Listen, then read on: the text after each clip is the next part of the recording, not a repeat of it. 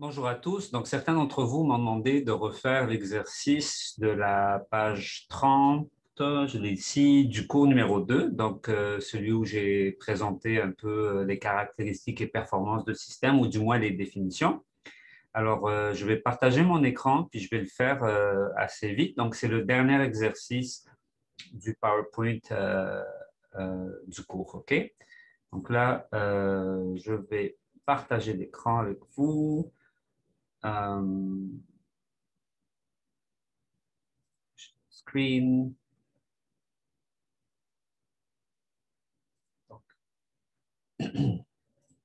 Donc, normalement, maintenant, vous voyez mon écran. Et alors, l'exemple analytique ici, il nous dit que j'ai une fonction de transfert, puis cette fonction de transfert-là a une entrée en échelon unitaire. Donc, un échelon unitaire, c'est un signal qui ressemble à ça. Et donc, dans S, au fait, R de S, ça va être 1 sur S. OK? Ça, c'est ma fonction de transfert, mais au fait, ce qu'elle a, c'est en entrée R de S, c'est 1 sur S, et en sortie, ben, finalement, 1 Y de S. Et ce qu'on nous demande, c'est la valeur en régime permanent, donc c'est la valeur de la sortie, l'erreur en régime permanent et le gain statique.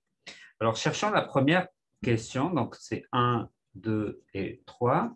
La première question, c'est tout simplement chercher Y de S en régime permanent. Donc, en fait, c'est Y l'infini dont j'ai besoin.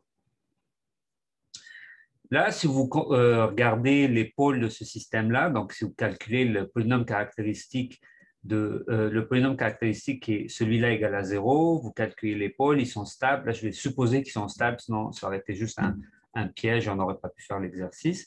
Vu que c'est stable, ben, je peux utiliser le théorème de la valeur finale qui me dit que y à l'infini, c'est la limite de l'expression y de s quand s tend vers 0. Rappelez-vous toujours, vu que t tend vers l'infini, ben, s tend vers 0, de s, ys.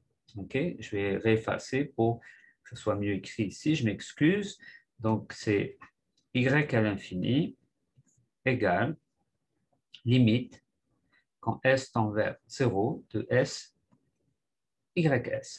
Et là, c'est facile. Ys, c'est là, je l'ai déjà ici. YS, c'est FS fois RS, ou RS fois FS. Donc, on va faire cette limite-là. Donc, ça va être la limite quand S tend vers 0 de S fois 1 sur S fois 1,2 S plus 12 sur S carré plus 7S plus 10. Donc, ça et ça s'en va. Puis là, on va injecter le 0 dans cette expression-là. Et ça va me donner donc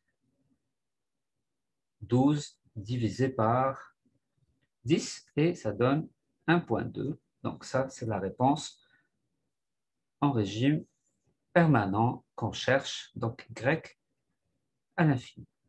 Après ça, on cherche l'erreur en régime permanent. Alors l'erreur en régime permanent, c'est R à l'infini moins Y à l'infini. Alors j'ai déjà Y à l'infini, donc E à l'infini, c'est R à l'infini moins Y à l'infini.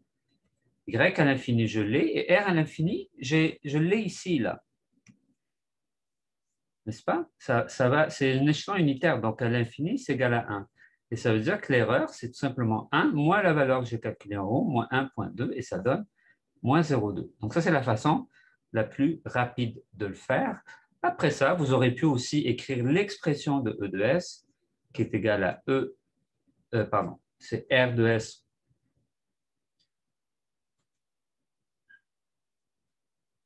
R de S moins Y de S, OK? Et donc, à ce moment-là, vous faites tout simplement, c'est R de S moins R de S fois F de S, hein, ça vient de là. Et là, ça me donne donc R de S fois 1 moins F de S. Et si je veux calculer E à l'infini, ça me fait quoi? Donc, E à l'infini, c'est théorème de la valeur finale, limite de S tend vers 0, S, E de S, Et là, je remplace. Ça me donne donc limite de S tend vers 0, S fois R de S, c'est 1 sur S, fois 1 moins 1,2 S plus 12 sur S carré plus 7S plus 10. Ça part et ça me donne donc 1 moins 0, pardon, 1 moins 1,2 qui est égal à moins 0,2. Eh bien, ça tombe bien, c'est le même résultat ici. Donc ici, on a la réponse au régime permanent et l'erreur qu'on a calculée de deux manières différentes. Bien sûr, celle-là est bien plus rapide parce que vous aviez déjà l'information. C'est toujours important quand on fait un exercice. Si on a quelque chose qu'on a déjà calculé, bah, autant le réutiliser pour ne pas perdre de temps. Après ça, la dernière question, bah, ça va vous demander le gain statique. OK, donc le gain statique dans K de S, c'est Y à l'infini sur R à l'infini. Et on va faire la même chose, on l'a déjà calculé, donc 1,2 sur 1 égale à 1,2. Donc finalement, c'est le rapport entre la sortie et l'entrée à l'infini, donc en régime permanent.